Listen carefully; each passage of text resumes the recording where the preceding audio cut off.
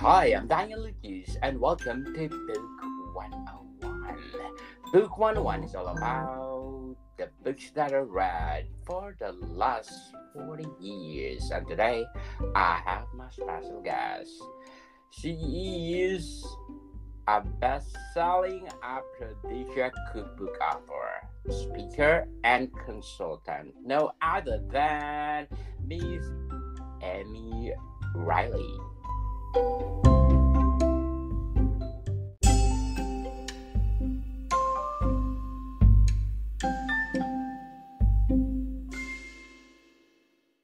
Good morning, good afternoon, whatever time it is. I've lost track. Hi.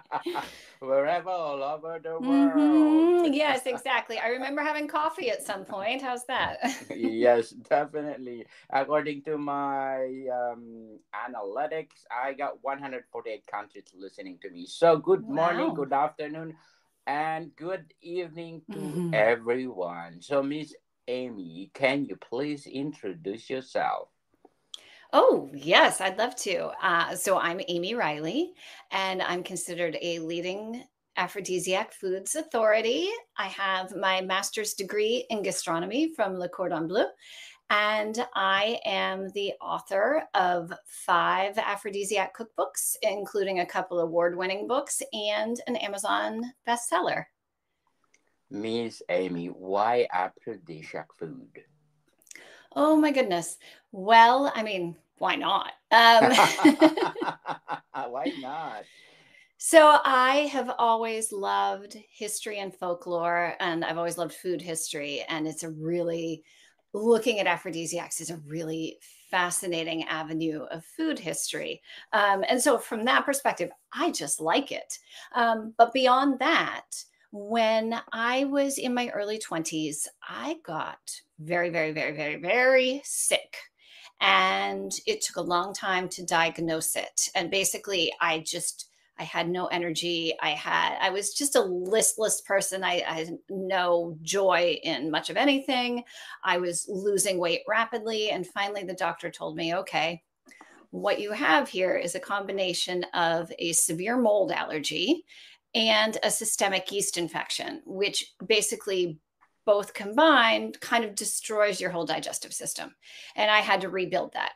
And the way to rebuild that was recommended to me was by changing my diet drastically. Luckily, it was only a short term change because it was the worst diet you could ever imagine.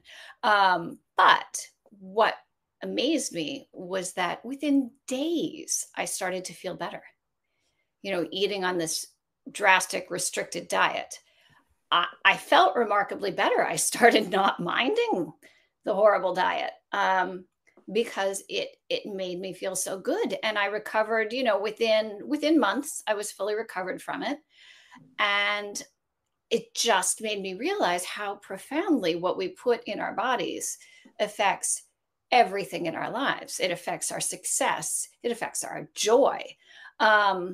And of course, it affects our sex drive and sexual performance. And I just thought, okay, this is it. This is what I want to do with my life. I want to talk to people about how eating, making great food choices can so positively impact your entire life. And I thought, well, I love aphrodisiacs, and this is something I've been studying. And so, what better way to introduce people to the idea of changing your diet to feel better than to tell them, hey, if you start, making these food choices, you're going to have a great sex life. Definitely, because people, if they heard aphrodisiac, they pertaining to boost their Mhm. sexuality. So, Mhm. Miss Emmy, can you give Mhm. tips for those people who have less aphrodisiac food? Mm. What are your tips for them?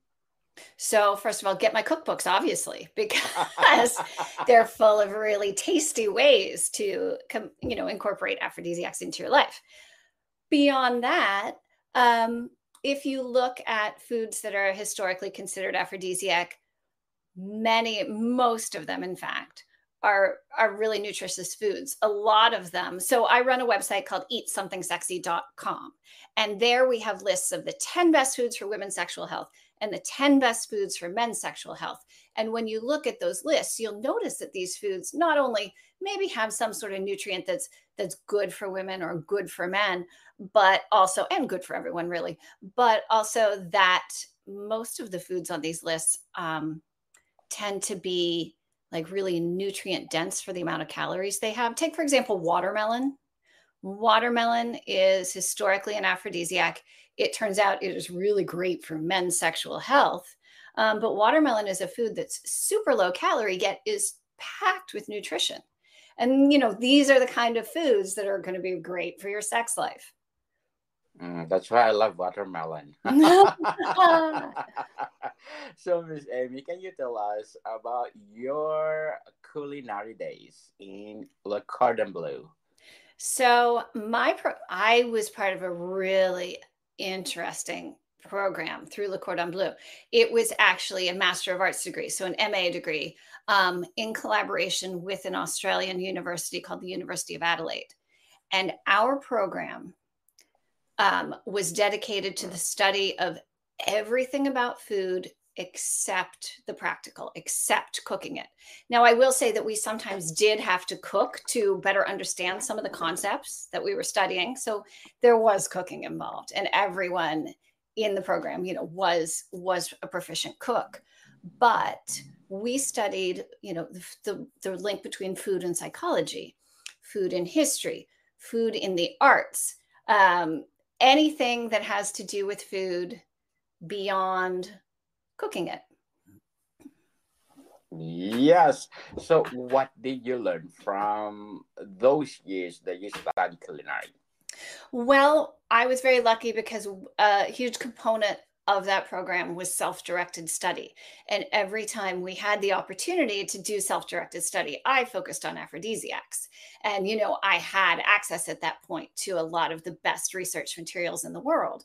And so that's where my knowledge of aphrodisiacs really grew, not just, looking at the history as well as the scientific data and the anthropological data. It was a really wonderful opportunity, and I took full advantage. Definitely amazing, Miss Amy. But before we go on, I want to shout out to the people listening in Singapore. Thank you so much, Singapore, for supporting this podcast, because in Central Singapore Community Development Council, I got 80% audience share. Singapore at 19%, and Tamin New Town at 1%. Again, thank you, Singapore, for supporting this podcast, because this podcast is created to empower writers all over the world like Miss Amy Reiley. So let's talk about your latest book. What is the title? So my latest book, and I'm so excited about it, it's called The Better Sex Bundle for Men. And if you're a woman listening and you're wondering, what about me? I actually am working on a companion book for women. It will be out in April of this year. But the Better Sex Bundle for Men takes all the things that I've just talked about in brief, puts it all together, not only in a book, but a whole system with printable pages where you can kind of customize the concept for yourself of eating for your sexual health. What was the writing process like for this book? Oh my goodness. So yeah, I mean, writing processes are always kind of fascinating, aren't they? Fortunately, yeah, for this book, I had a starting point, which was, as I mentioned, I have on eatsomething.sexy.com, I have this list of the 10 best foods for men. And that was where I started. I took that list and all the research that had been done on those foods, both by me and I consult a lot. I have a consultant who has her PhD in nutrition. And so all the information that the two of us had compiled on these 10 foods. And then I was just able to build from there. I talked a lot. I mean, I get a lot of feedback from my readers and friends. People really like to talk about this topic. And so I knew sort of some of the pieces that were missing for people. And so I concentrated very hard on incorporating those things, not just here are the foods, here are recipes. It was more about, okay, here are the foods and the recipes. Now, what else do you need to think about? And trying to give the support for those things, if you know what I mean. Like, okay, well, it's also about getting enough sleep and exercise and intimacy with your partner. And, how can how can you incorporate those missing links into this diet? And so it was really a lot of taking what I'd already learned from others and from my own website and compiling it in a way that's easily digestible and hopefully will digestible. That's funny. And and hopefully, making it inspirational so that you want to do it. Certainly. So how did you come up with a title for your book? And what does it signify?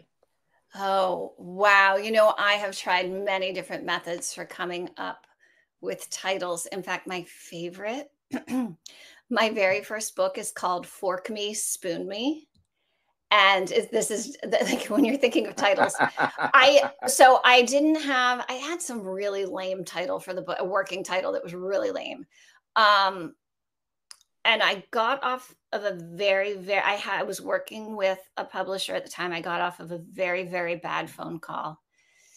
And it was one of those phone calls where, the words coming out of the other person's mouth, the sentences usually started with, you can't do this. You can't do that. You can't say this. You can't put this in your book.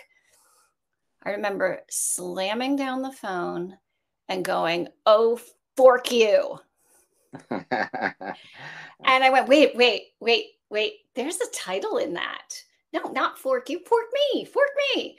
And that's how I wound up with Fork Me, Spoon Me for the title of my first book. Better Sex Bundle for Men, Not So Romantic. I just wanted to come up with, I was kind of under duress because the whole book was done. I had no title. And I just wanted what just tells people what's in here? It's better sex. Better sex is in here. And it's not just a book, it's a whole bundle of stuff. So there it is, Better Sex Bundle.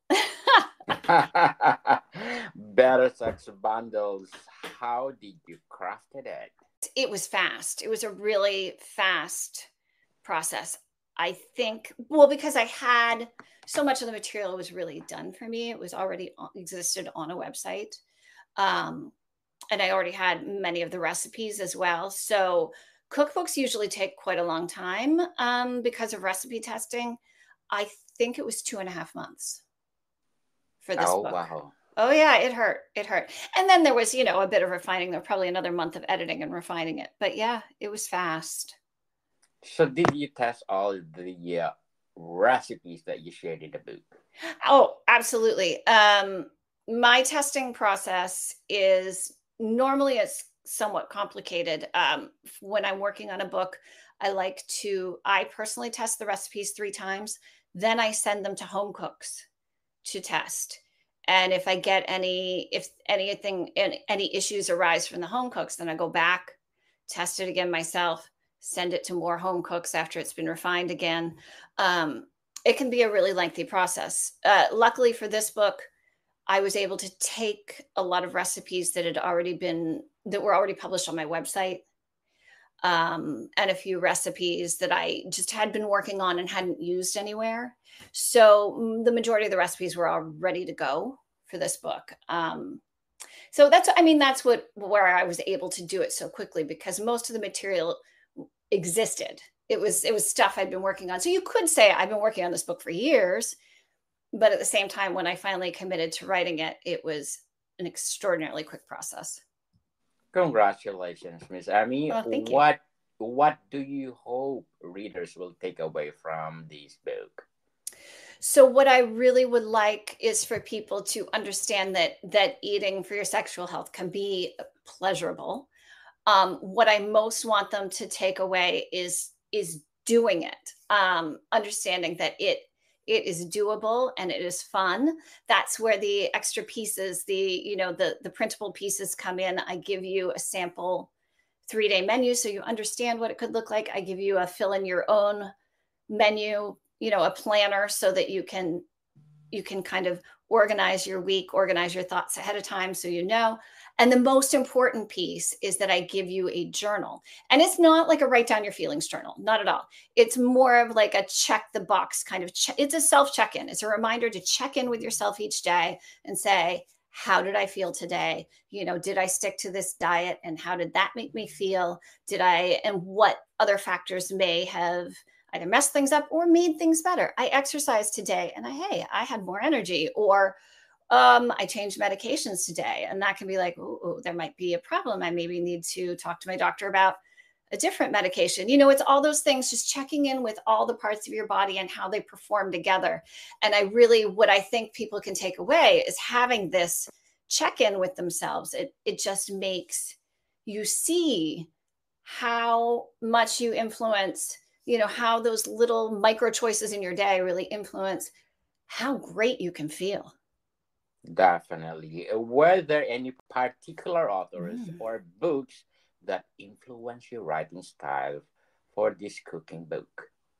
For this book, I was most influenced by the nutritionist I work with, Delana Flagg. I was most influenced by the things that she repeatedly has said to me, the things that in her work as a nutritionist she's been seeing as important. So rather than another author influencing me, it was a professional who's out in the field and seeing this every day.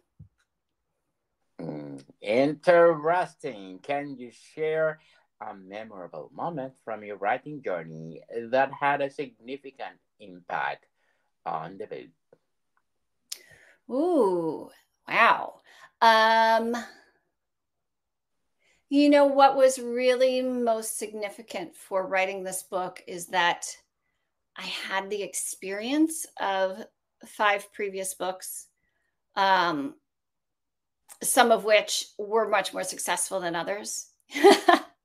And, that's just the ups and downs of a writer's life. And so really it was just drawing on my own experience, my own past, and being reflective.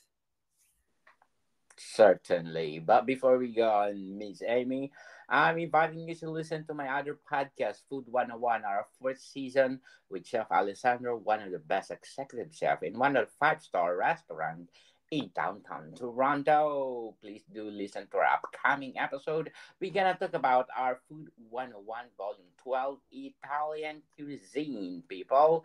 And not only one, Food 101 Volume 1, Basics until 13 is only the books that you need how to create a delicious food. Available on Amazon and leading online bookstores worldwide. How important was the research process for this book?